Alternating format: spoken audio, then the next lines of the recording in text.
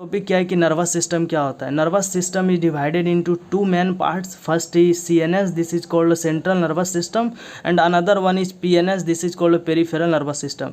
Central nervous system is divided into two main parts. First is brain and another one is spinal cord. ठीक है। PNS, ये जो central nervous system का दो ही main part है, इसको आपको अच्छे से याद रख लेना है, ब्रेन और spinal cord. And then another one is PNS, peripheral nervous system. Peripheral nervous system is divided into two main parts. First is motor neuron and another one is sensory neuron. तो motor neuron है इसको हम क्या बोलेंगे, efferent बोलेंगे, और जो sensory neuron है इसको हम एफरेंट बोलेंगे। ये जो इफरेंट और एफरेंट का कॉन्सेप्ट को आपको अच्छे से समझना है, तो ये पॉइंट्स को मैंने यहाँ पे हाईलाइट कर दिया, आपका कॉन्सेप्ट जो क्लियर हो जाएगा। ठीक है। तो ये जो एफरेंट है किसको बोलते हैं, सेंसरी न्यूरॉन को बोलते हैं। एफरेंट क्या करता है, मतलब जो भी टिश्यू ऑर्गेन पे इम्पल्स आएगा वो कहाँ लेके आएगा, सेंट्रल नर्वस सिस्टम के पास। ठीक है। एफरेंट का काम क्या होता है कि कहीं से इम्पल्स को लेके आना, और इफरेंट क्या होता है, जो भी इम्पल्स सेंट्रल नर्वस सिस्टम के पास लेके आया था, ठीक है, वो क्या करेगा, central nervous system targeted organ है वहाँ पे लेके जाएगा। तो एफरेंट का सिंपल सा मीनिंग है कि इम्पल्स को लेके आना, और इफरेंट का मीनिंग है इम्पल्स को लेके जाना। ठीक है। तो ये कॉन्सेप्ट आपको आई होप क्लियर हो गया होगा। एफरेंट इम्पल्स को लेके आएगा सेंट्रल नर्वस सिस्टम के पास, और इफरेंट जो रहेगा वो क्या करेगा, सेंट्रल नर्वस सिस्टम से कहाँ भेजना है तो कौन करेगा, इफरेंट करेगा। ठीक है।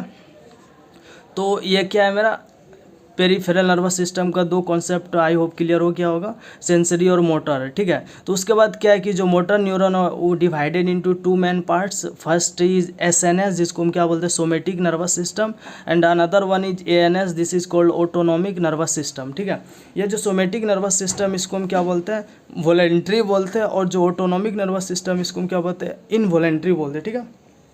ये जो वॉलेंट्री रहता है एसएनएस, वो क्या होता है, रिले इम्पल्स करता है कहाँ से, central nervous system to the skeletal muscle. ठीक है। और जो इनवॉलेंट्री रहता है वो क्या करता है, सेंट्रल नर्वस सिस्टम से कोई भी स्मूथ मसल्स हो वहाँ पे क्या करता है, इम्पल्स को कैरी करता है। ठीक है। उसके बाद क्या है, जो मेरा एएनएस है, ऑटोनॉमिक नर्वस सिस्टम, या डिवाइडेड दो बहुत ही इंपॉर्टेंट पार्ट्स है, जिसको हम क्या बोलते हैं, फर्स्ट को sympathetic and another one is parasympathetic.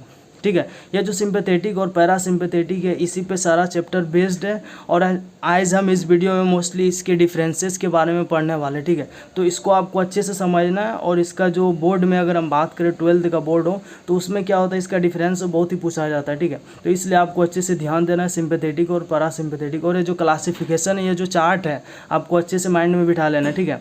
तो इससे सारा आपका कॉन्सेप्ट भी क्लियर हो जाएगा। तो मेन जो टॉपिक हो मेरा क्या है कि सिंपैथेटिक और पैरासिम्पैथेटिक क्या है। अगर हम सिंपैथेटिक की बात करें तो क्या होता है कि सिंपैथेटिक नर्वस सिस्टम को हम फ्लाइट एंड फाइट बोलते हैं, और जो पैरासिम्पैथेटिक है इसको हम क्या बोलते हैं, रेस्ट एंड डाइजेस्ट बोलते हैं। अब